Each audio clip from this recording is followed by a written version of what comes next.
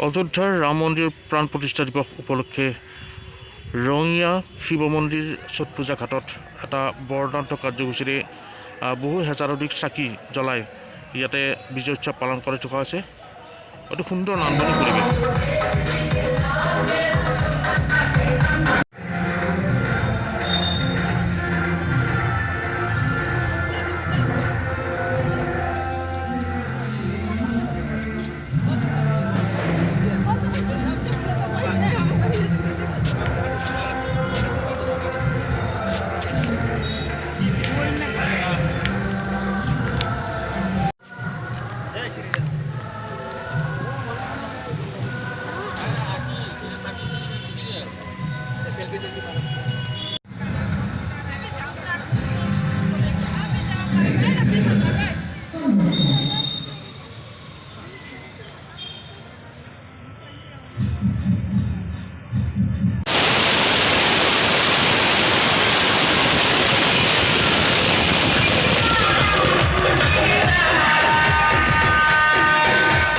সকলোৱে যাতে শান্তিত জীয়াই থাকিব পাৰে তাৰে কামনা কৰি আজি ভিডিঅ'টো সামৰি মাৰিলোঁ। ধন্যবাদ। জয় শ্ৰী ৰাম।